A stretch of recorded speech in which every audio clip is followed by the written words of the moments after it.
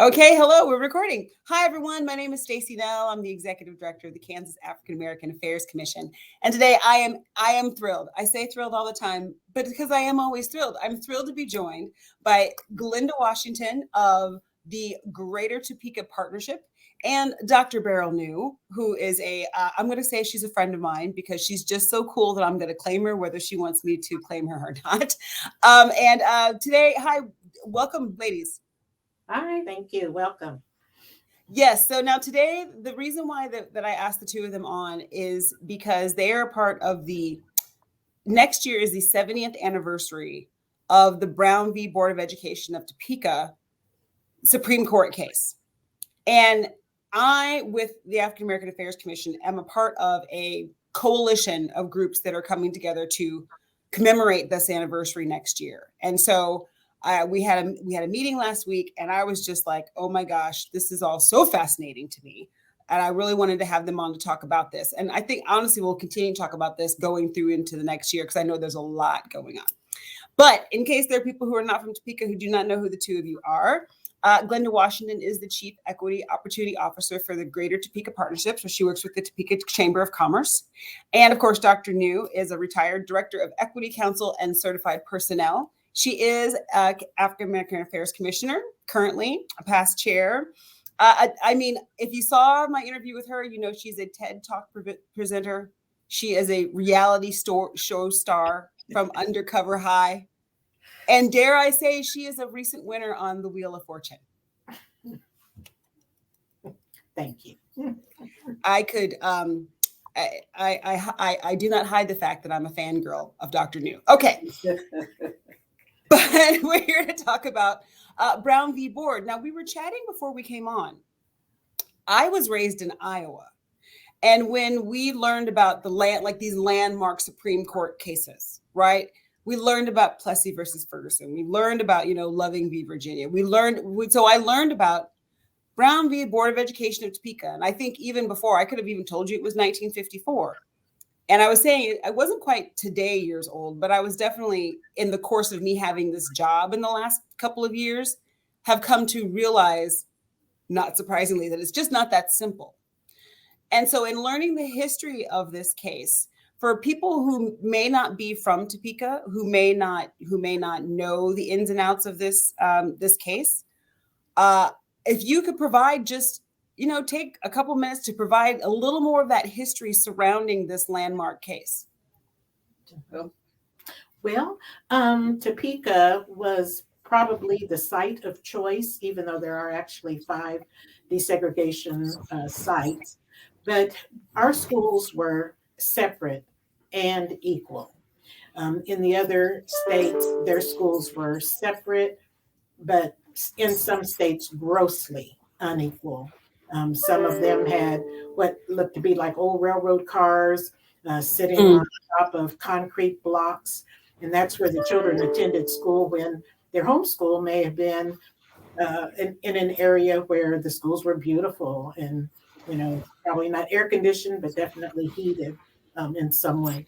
So Topeka, though, the schools were the same, looked the same on the exterior and primarily on the interior, but yet children of color were not permitted to attend school with white children. If I could say, I'm from the South, and I'm that separate and unequal.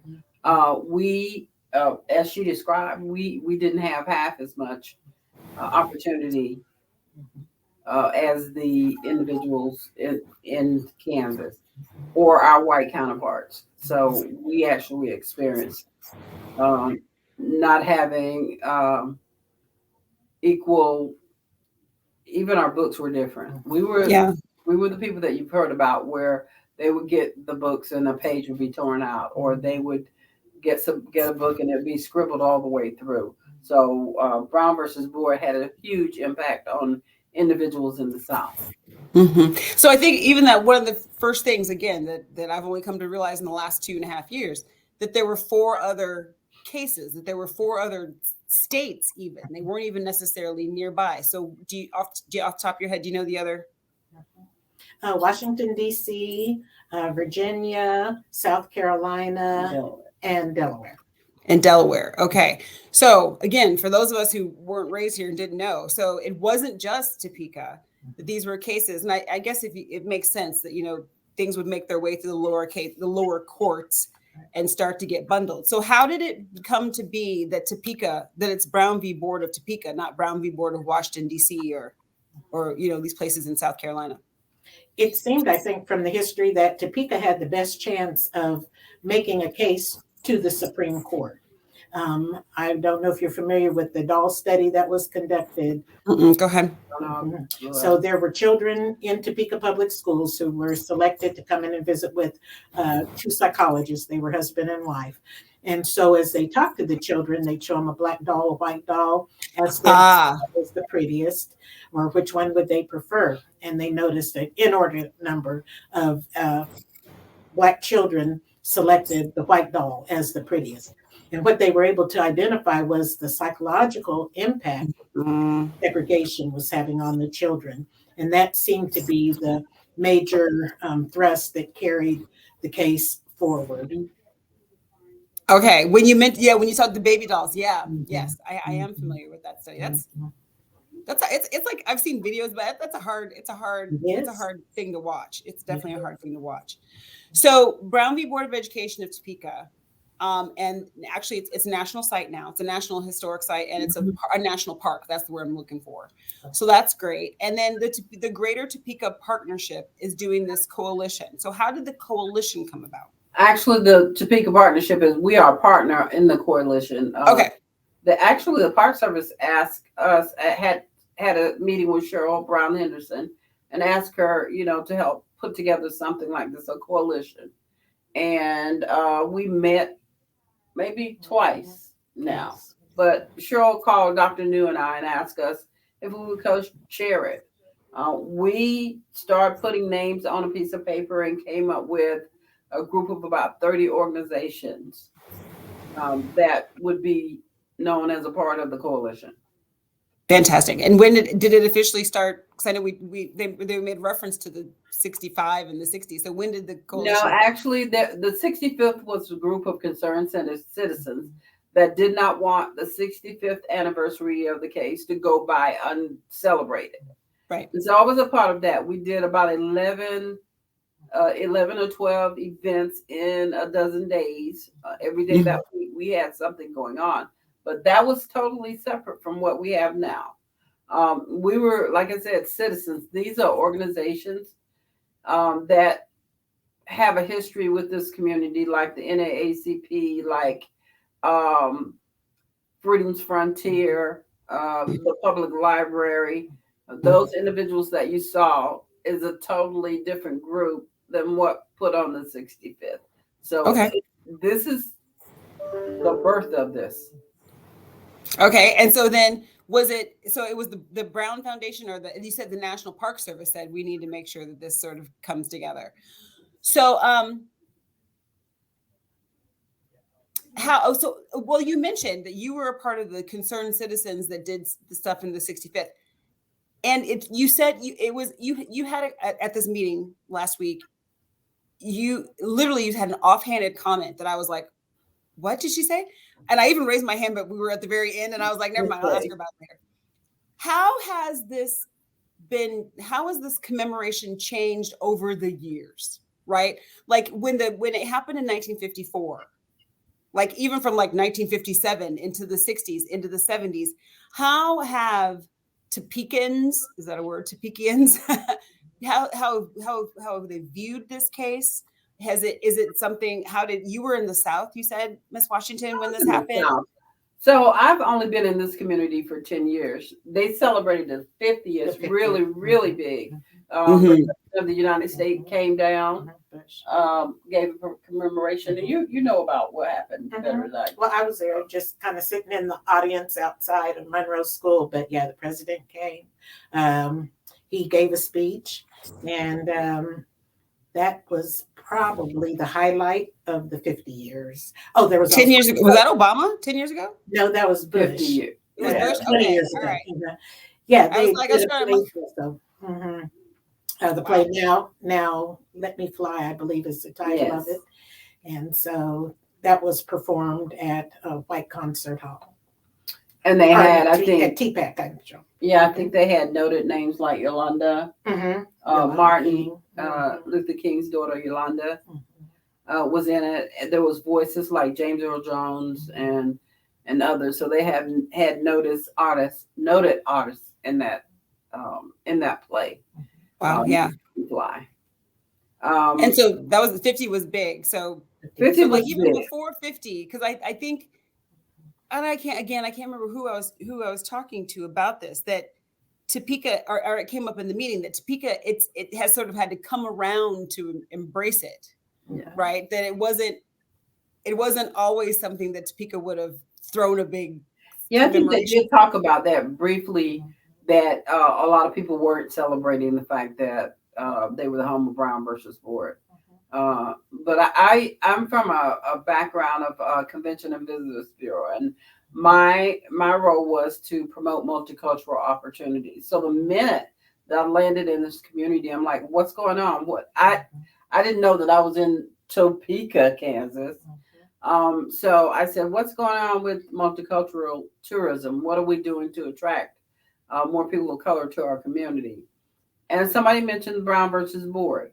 And I fell in love at that moment. And I knew that we had to tell the country, the whole world knew about it, but we had to celebrate it as well. So we set forth to build sort of a celebration like they never had for Brown versus Board. And we worked hard on it. There was a group of about 6 or 7 of us that worked with individuals in the community. We had great sponsorship from corporations around the community, but it was one of the stories that I think that as a community we should be telling and speaking louder about that we had not been doing. And so this was a great opportunity to raise our voices and talk about something that impacted not only Topeka but the entire country, entire world, really. Yeah, without a doubt. Okay, so this coalition that's going on right now, what just give people an idea of what some of the groups are. Like KAAAC's involved, the National Park Service is involved. So what, some of the other ones? The library, the Freedom's Frontier, for the Kansas, for the culture of Kansas, right? Washburn University, Greater Topeka Partnership, the school board, I think, is involved as well. 501, and who else do we have? We have about 30 different organizations. NAACP. The Black Collective, 30 different organizations across the community are involved, and the reason that they're involved is because they know what the impact that this history had on the country, and they're trying to help tell that story. So the voices are bigger than Dr. News and I. It belongs to this community, and they've now embraced this opportunity as one we should share with the rest of the world. So what we're doing with the National Park Service is we're helping tell that story as plain old citizens and organizations in the community. The National Park Service is as we celebrate, the National Park Service is going to simulcast this all the way up and down 95, all the way on the East Coast, to let them know what we're doing. And so we plan on looking at them as they celebrate, and for them to actually look at us as we celebrate Brown versus Board decision. So now I know 5 years ago, you said you had 12 events over 11 days. So what's like sort of the big plan? I know not everything's completely planned, but is it, and I know it's over months, like we've started already, right? We've got things in October. So like, what's kind of the plan moving forward? A couple of things that we have. You want to talk about? Sure. Yeah. So we're trying to plan something that will bring the community together, at least one event per month. So for the month of November, we're going to reflect on the Million Man March and ask, where are we today? Hopefully have a panel or group of discussion leaders of individuals who actually attended the march.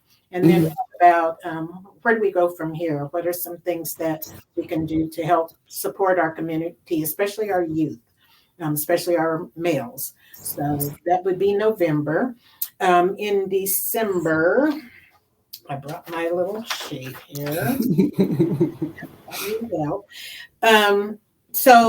Actually, nothing specifically in December. We do want to highlight, though, on the 28th of this month, we'll have the prayer breakfast. And so I'm sure Glenda will talk a little bit more about that. But so then we'll skip December and go to January, probably have some type of worship event that'll coincide with the week leading up to Dr. King's birthday week. Then in February, we're looking to have a book talk, possibly on the essays that are included in the 1619 project, Hannah Jones. And then in March and April, we'll look at the physical and mental health of individuals within our community, what resources are available, services that need to be provided that perhaps aren't yet being provided. And also hopefully tie that in with an activity for our young people that we originally had planned for September, but there were some other things going on. So we were going to possibly tie that in those spring months. And then in May, of course, the culmination on the 17th, the play, Now Let Me Fly, and possible other activities. So we'll go back to, if we can, the Million Man, after the Million Man March. What we're trying to do is kind of create a report card for the community. And we want to bring together the entire community, but specifically Black males, because the challenge is there. As the head of the household, as the head of the family, we need to hear their voices more. And so this is a great opportunity for us to bring them all together and let them look at the things that mostly impact our community, like housing, like joblessness, like education and training, like, those things that are direct impact to, us having more Blacks murdered in certain communities. And so let them come up with sort of a report card so that we can do a quarterly check on where are we now? What have we done? What programs are out there that we need to, kind of elevate that will assist? How do we begin to tell the story of those things that we've achieved? And so we're looking at how do we create that report card and how do we get that word back to our community? How do we communicate it to our community? And so that should happen. It'll take longer than just an 8-hour. We're looking at having maybe a weekend symposium, but we'll be. And November may not be the true date. We may need to look at it for February, depending on how deep the planning committee wants to go. But we think that every community should see growth, not one community, a part of the community.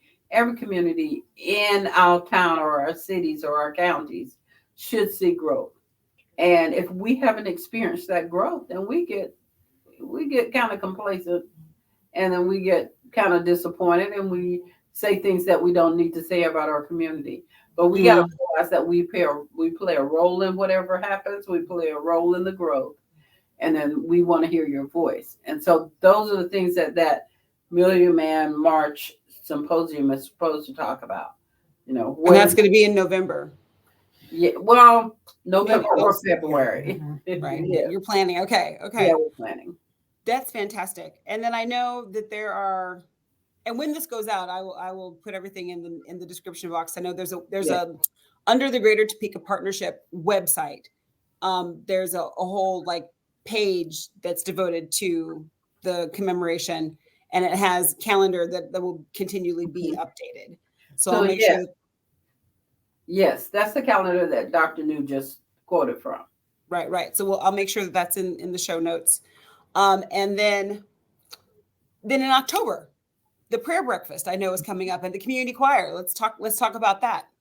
So we're really excited that Dr. Moss is coming down from Chicago that day to actually, kind of have an open conversation with us, and the role that prayer has, or that religion has, or that the clergy has in the movement and how it happened.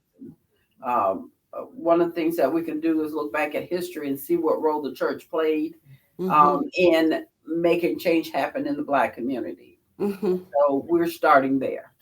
We're starting there with Dr. Moss. And so the choir. Oh, the choir. Yeah. Choir has their first rehearsal this evening. And so we are still looking for choir members if anybody would Can like you to sing? join. I can sing. Oh, yes. Come and join Well, us. you hesitated a little bit too much. No, I can sing. I Okay. can sing. Come and join We us. need voices to come out and join us Mhm. as we build this community choir. And the choir is the choir performing at the prayer breakfast? Yes, we are. Mhm. I'm not sure we even said when the prayer breakfast is. So it's the date and the time? Saturday, October 28th. The doors will open, I think, 9 o'clock. 9 o'clock. 9:45. And the breakfast will begin at 10 o'clock. Okay. And it's $20 a ticket. $20 a ticket. Yes. Okay. But it's free to sing in the choir. I think so. I think you have to purchase a stole. Okay. But other than that, I think the It's choir breakfast is covered. Gotcha. Fantastic. All right. And I will make sure that the link to sign up for the prayer breakfast is in this notes. Great. Thank you. And the thing. So, and then I was looking at the calendar that's on the website. Mhm. Art exhibition.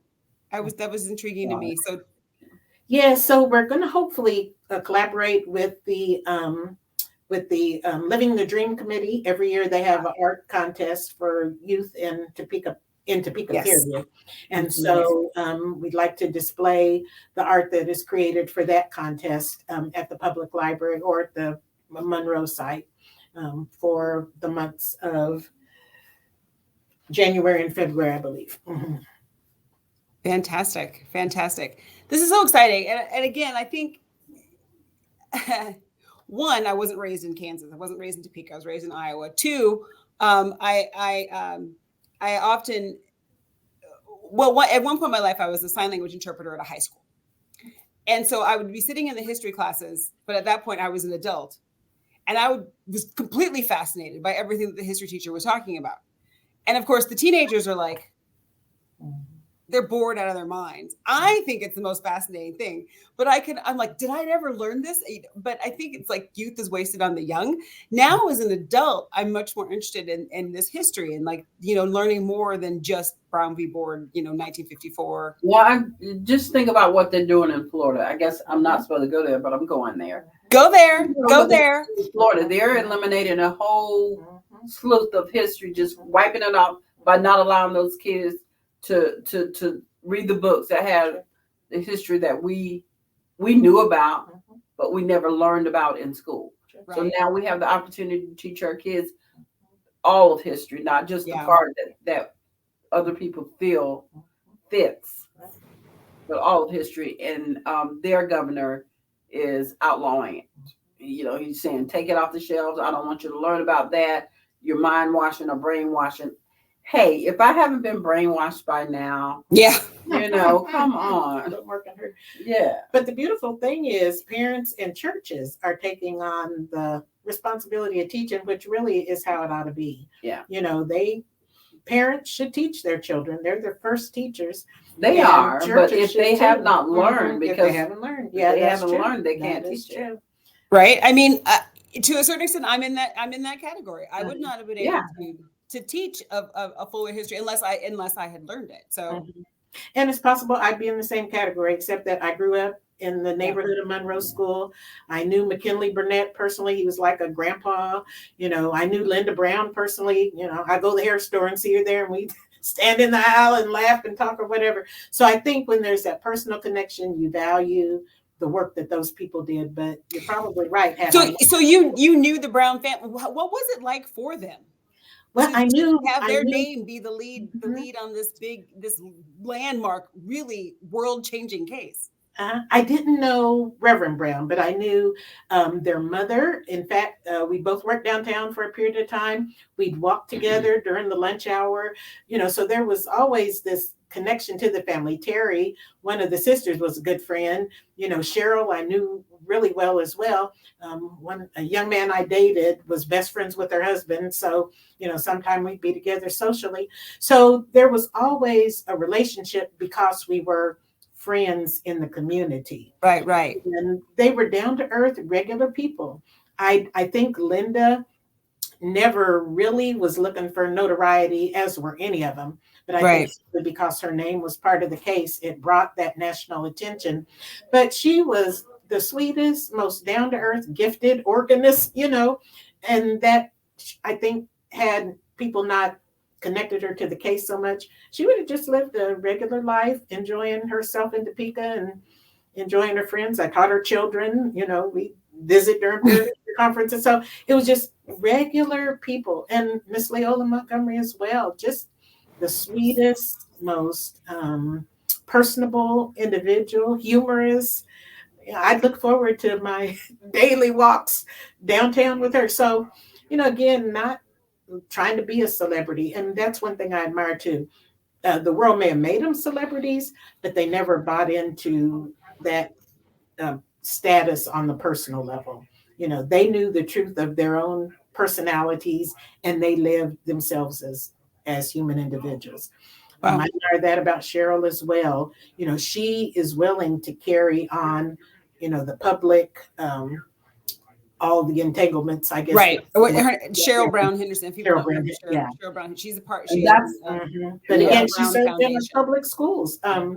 She was, I believe she was a social worker, a teacher perhaps too, but, for many years. So they just have that servant mindset, and it never was, I'm world famous, so, pay attention to me. It's always, what can I do to serve? There's people behind all these names, right? Like there's actual. Yeah, exactly. And that's the bottom. And they didn't lose their humanness.